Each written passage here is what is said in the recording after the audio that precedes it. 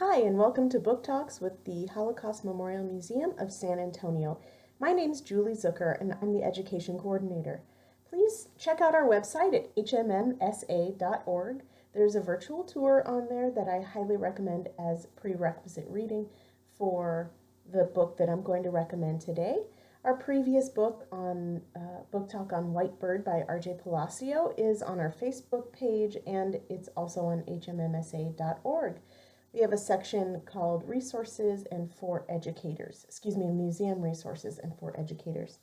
I'd like to discuss the book Man's Search for Meaning today by Viktor Frankl. He was a psychiatrist before entering the Nazi concentration camps.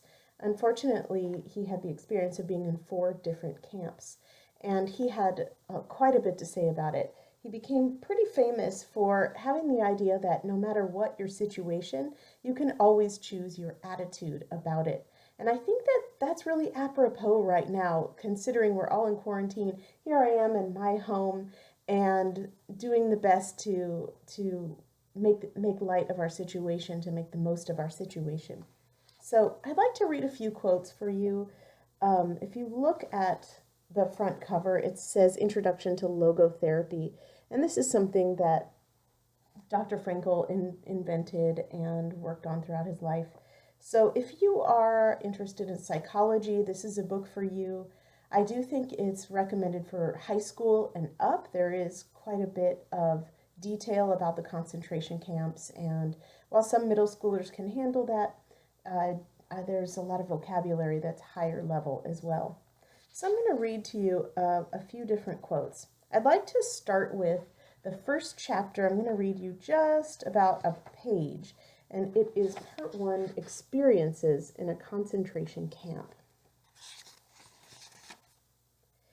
This book does not claim to be an account of facts and events, but of personal experiences, experiences which millions of prisoners suffered time and again. It is the inside story of a concentration camp, told by one of its survivors. This tale is not concerned with the great horrors which have already been described often enough, though less often believed, but with the multitude of small torments.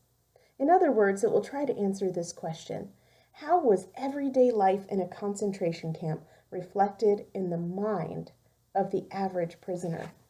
Most of the events described here did not take place in the large and famous camps, but in the small ones where most of the real extermination took place. And just a side note, we try not to use the word extermination anymore, but murder or intentional killing, because extermination is what we do to things that we deem inferior, which is why the Nazis used that word. Moving on with the story. This story is not about the suffering and death of great heroes and martyrs, nor is it about prominent capos, prisoners who acted as trustees having special privileges, or well-known prisoners. Thus, it is not so much concerned with the suffering of the mighty, but with the sacrifices, the crucifixions, and the deaths of the army of unknown and unrecorded victims. It was these common prisoners, who bore no distinguishing marks on their sleeves, whom the capos really despised. While these ordinary prisoners had little or nothing to eat, the capos were never hungry. In fact, many of the capos fared better in the camp than they had in their entire lives. Often they were harder on the prisoners than were the guards, and beat them more cruelly than the SS did. These capos, of course, were chosen only from those prisoners whose characters promised to make them suitable for such procedures, and if they did not comply with what was expected of them, they were immediately demoted. They soon became much like the SS men and the camp wardens, and may be judged on a similar psychological basis. It is easy for the outsider to get the wrong conception of camp life, a conception mingled with sentiment and pity. Little does he know of the hard fight for existence which raged among the prisoners. There was an unrelenting struggle for daily bread and for life itself, for one's own sake or for that of a good friend. Dr. Frankl describes what life was like in the camps, and he goes into great detail. This paragraph I'd like to share with you really details how difficult it was. I'm on page 36. Beatings occurred on the slightest provocation, sometimes for no reason at all. For example, bread was rationed out of our worksite and we had to line up for it. Once, the man behind me stood a little to one side, and that lack of symmetry displeased the SS guard. I did not know what was going on the line behind me, nor in the mind of the SS guard, but suddenly I received 2 sharp blows on my head. Only then did I spot the guard at my side, who was using his stick. At such a moment, it is not the physical pain which hurts the most, and this applies to adults as much as to punished children. It is the mental agony caused by the injustice, the unreasonableness of it all. Take a moment to consider what he means by this. When life is really unfair, I think people take different views and deal with it in different ways. Dr. Frankl comments on people's religious how it changed their religion and their beliefs on page 46. By the way, this book is available in my library through Libby, through the San Antonio Public Library. You can just hear it on audio. It was available right away with no hold. Page 46.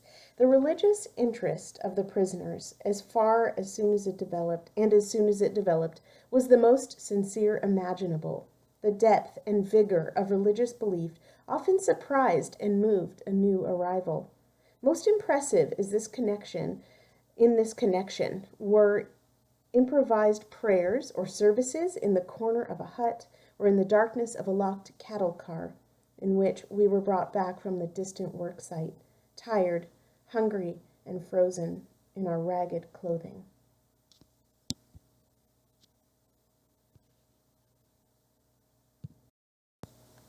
How do you think you might react? Would you become more religious, or religious at all? Less religious? How about developing a sense of humor? On page 55, Dr. Frankl discusses humor and its place in such a dark and miserable situation. The attempt to develop a sense of humor and to see things in a humorous light is some kind of trick learned while mastering the art of living. Yet it is possible to practice the art of living even in a concentration camp, although suffering is omnipresent. To draw an analogy, a man's suffering is similar to the behavior of gas. If a certain quantity of gas is pumped into an empty chamber, it will fill the chamber completely and evenly, no matter how big the chamber. Thus, suffering completely fills the human soul and conscious mind, no matter whether the suffering is great or little.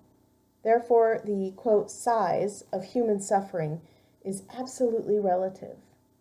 I find this fascinating because people find pain in different situations, and they deal with situations differently. Some don't find one situation painful that another does, and you can't compare people's pain.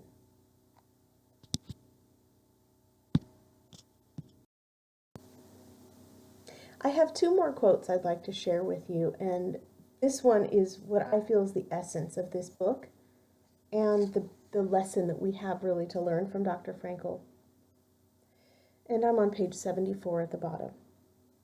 Man can preserve a vestige of spiritual freedom, of independence of mind, even in such terrible conditions of psychic and physical stress.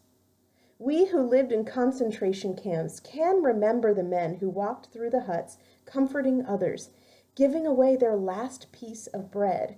They may have been few in number, but they offer sufficient proof that everything can be taken from a man but one thing, the last of the human freedoms, to choose one's attitude in any given set of circumstances, to choose one's own way. I think that is really all-encompassing.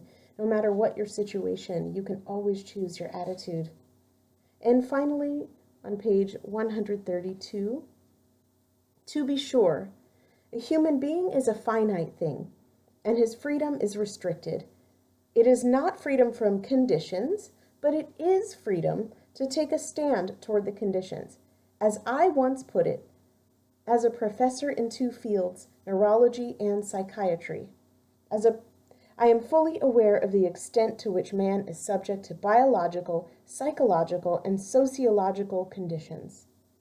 But in addition to being a professor in two fields, I am a survivor of 4 camps, concentration camps, that is. And as much as I also bear witness to the unexpected extent to which man is capable of defying and braving even the worst conditions conceivable.